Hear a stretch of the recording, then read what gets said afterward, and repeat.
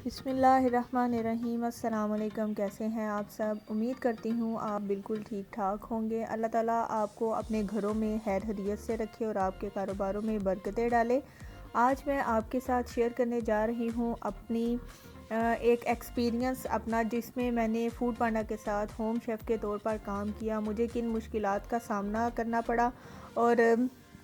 कौन से मुझे बेनिफिट्स मिले और कौन से मुझे नुकसान हुए फूड पांडा के साथ काम करके, मैं अपना सारा एक्सपीरियंस आपके साथ शेयर करना चाहती हूँ। फूड पांडा के साथ हमने काम शुरू किया था तो हमें एक ऑर्डर के पीछे हमें जो है वो 30% जो बचत आती थी, वो इस तरह से कि एक ऑर्डर के पीछे 30% जो है वो फूड पांडा को जाता था, और उसके अलावा जब बैंक में पेमेंट आती थी तो 10% फिर काटा जाता था। बाकी रह गए 60% में से आप 30% जो है वो लागत आपकी जो आती है प्रिपेयर करने में फ़ूड वगैरह, वो चला जाता था। 30% हमें मुनाफा आ जाता था, जो कि काफ़ी है। घर में बैठ के काम करना हो तो वो भी काफ़ी है। लेकिन जब फूड पांडा ने अपनी पॉलिसीज़ चेंज की तो तब बहुत ज़्यादा मुश्किलात का सामना करना पड़ा। फूड पांडा वालों ने एक मिस्टेक के पीछे 500 आपका जो है वो कटिंग करना शुरू कर दिया।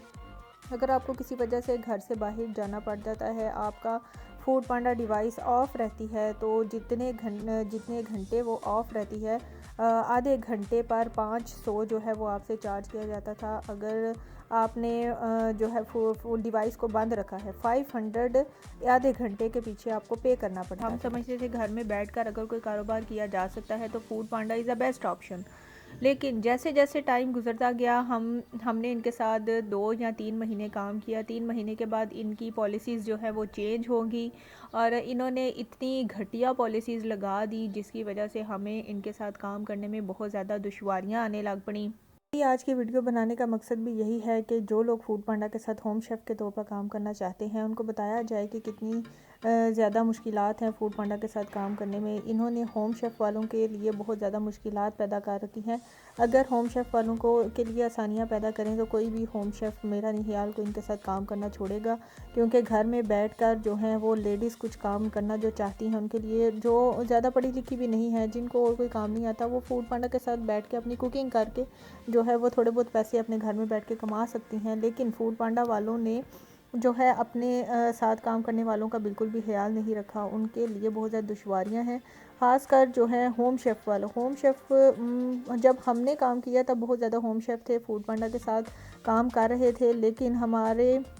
साथ ही मैंने देखा कि काफ़ी ज़्यादा होम शेफ़, जो कि काफ़ी 50-60 कोई होम शेफ़ होंगे, जिन्होंने भी जो है फूड पांडा को छोड़ दिया उनकी सख्त पॉलिसीज़ की वजह से। ऐसा होता था कि कई दफ़ा अगर कोई ऑर्डर आ जाता है और कस्टमर को पसंद नहीं आता, आपने अपनी तरफ से उसको परफेक्टली बना कर दिया है, लेकिन अगर कस्टमर के पास पहुंचा है और कस्टमर को वो पसंद नहीं आया और कस्टमर ने हेल्प सेंटर से कॉल करके उनको कहा है कि हमें रॉन्ग ऑर्डर मिला है, या फिर हमें हमारी जो होम शेफ़ है जहाँ से उन्होंने चीज़ मंगाई है वो अच्छी नहीं है, या ताज़ी नहीं है, या बासी है, या कुछ लोग ये सारी बातें इसलिए भी करते थे कि उनकी पेमेंट उनको वापस रिटर्न की जाती थी। फूड पांडा की तरफ से वो लोग अपने कस्टमर ख़राब नहीं करते थे। तो हम लोगों ने जितनी ईमानदारी के साथ फूड पांडा के साथ काम किया है, लेकिन हमें कुछ ऐसे लोग भी मिले हैं इस सारे एक्सपीरियंस के दौरान में, कि जिन्होंने जानबूझकर ऐसे काम किए कि चीज़ उनको हमने फ़्रेश और अच्छी भेजी, लेकिन उन्होंने अपने पैसे बचाने के लिए, वापस लेने के लिए, उन्होंने फूड पांडा के साथ जो है इस तरह का काम करना कि हमें फ़लाने रेस्टोरेंट से चीज़ अच्छी नहीं मिली, उनको वापस पैसे मिल जाते थे और हमारा 500 काट लिया जाता था कि आपकी गलती है, आपने चीज़ सही नहीं भेजी, जिसकी वजह से हम लोग काफ़ी ज़्यादा परेशान थे। इस तरह की काफ़ी छोटी छोटी मिस्टेक्स इंसान से, मैं कहती हूँ कि ये कोई इतनी बड़ी मिस्टेक नहीं थी। बग़ैर किसी कंफर्मेशन के, बग़ैर किसी सबूत के हम जो अकाउंट से पैसे वो 500 काट लिया जाता था, जो कि बहुत ही बड़ी नाइंसाफ़ी है। फूड पांडा के साथ होम शेफ़ के तौर पर काम करना कोई आसान बात नहीं थी, क्योंकि फूड पांडा के साथ काम करने के लिए सारी जो घर की रूटीन है उसके अंदर से एक्स्ट्रा टाइम निकाला जाता था, और एक्स्ट्रा टाइम निकालने के साथ जो है वो हर चीज़ को मैनेज रखना पड़ता था। अगर एट अ टाइम आपको 2 या 3 ऑर्डर इकट्ठे आ जाते हैं और आप थोड़े डिले हो जाते हैं, लेट हो जाते हैं आप, तो कई तो राइडर ऐसे होते हैं वो आपका मान लेते हैं कि अगर आपको ऑर्डर इकट्ठे आए तो हम थोड़ा सा वेट कर लेते हैं। पीछे जो हेल्प सेंटर है वहाँ से रब्ता करके उनको कह देते हैं कि थोड़ा सा डिले हो जाएगा, ऑर्डर ज़्यादा है। लेकिन कुछ राइडर्स तो इतने थे कि वो बिल्कुल भी वेट नहीं करते और वो ऑर्डर छोड़ कर भाग जाते हैं, या फिर पीछे कॉल करके उनको कहते हैं कि सेंटर वालों को कि आप इनसे जो है वो प्लांटी वसूल करें, ये ऑर्डर लेट बना रहे हैं, इनका प्रोसीजर ठीक नहीं है, ये वो इस तरह से करके। तो वो भी 500 जो है वो वसूल की जाती थी हमारे अकाउंट से, जो कि सरासर नाइंसाफ़ी है। इसके अलावा जो है और काफ़ी सारी ऐसी बातें हैं जो कि फूड पांडा के साथ हमारा जो है वो काम हमने इसीलिए छोड़ा कि उन्होंने हमसे प्लांटियाँ वसूल करनी शुरू कर दी। और उसके अलावा आपकी जो है जो डिवाइसेस उन्होंने दी हुई थी वो अगर आपकी ख़राब हो जाती है तो अगर किसी वजह से इलेक्ट्रॉनिक्स है किसी वजह से ख़राब हो ही जाती है तो उसको ठीक करने नहीं आते थे। जितने दिन आपकी डिवाइस बगैर बताए बांध रही है वो भी आपको प्लांटी जो है वो डाली जाती थी। इवन कि आप ये समझ लें एंड पे आकर ये हाल हो गया फूड पांडा का कि फूड पांडा वालों ने आपके एक ऑर्डर के पीछे 45% काटना शुरू कर दिया। हमसे उन्होंने 45% जो है वो अपना मार्जिन रखा एक ऑर्डर के पीछे, और बाकी जो पीछे बच जाता था उसमें से आप लागत निकाल के आप 10% या 15% आपको तकरीबन बचत आती थी, जो कि सिर्फ आपकी मेहनत थी और टाइम था जो आप फूड पांडा को सर्व कर रहे थे, दे रहे थे, और जो कि बिल्कुल नाकाफ़ी था, जिसकी वजह से हमने फूड पांडा के साथ जो है काम बंद कर दिया। लेकिन फूड पांडा के साथ जो है उनको मैंने बहुत सारी मेल्स की, उनको मैंने बहुत सारे मैसेज किए, हेल्प सेंटर में मैंने जो है उनके साथ रब्ता करने की कोशिश की, उनको अपनी प्रॉब्लम्स बताई, उनको कहा कि आप जो है अपना तरीक़ाकार ठीक करें। हम as a worker, as a housewife अगर फूड पांडा के साथ काम करना चाहती हैं और अपना जो है रेस्टोरेंट घर में बैठकर आपके साथ जो है अपना रेस्टोरेंट बनाकर तो काम करती हैं, तो आपको चाहिए,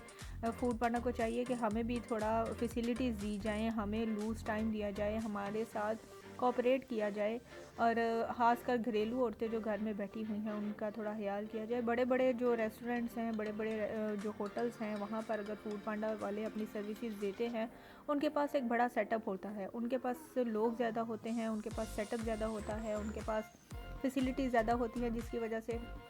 उनके हेल्पिंग हैंड ज़्यादा होते हैं, काम करने में उनको आसानी हो जाती है, और वो अपना कारोबार जो है वो दुकानों पे बैठ के और होटलों पे बैठ के कारोबार अच्छे चलाते हैं। जबकि घरों में काम करने वाली जो ख़वातीन हैं या जिन्होंने होम किचन घर में बना रखे हैं, उनके लिए थोड़ा डिफ़िकल्ट हो जाता है कभी कभार। तो हर चीज़ को मैनेज रखने के बावजूद भी फूड पांडा वालों से अगर वॉलंटियाँ ली जाती हैं हम लोगों से, होम किचन वालों से, तो ये बहुत ज़्यादा सरासर नाइंसाफ़ी है और बड़ा ही बैड एक्सपीरियंस रहा हमारा तो फूड पांडा के साथ काम करने का। तो देखते हैं आगे कभी ज़िंदगी में, मैं तो कहती हूँ फूड पांडा के साथ होम किचन का काम कोई बंदा ना करे, क्योंकि ऐसा ज़लालत हो जाती है किचन में, और जब प्रॉफिट आता है तो जब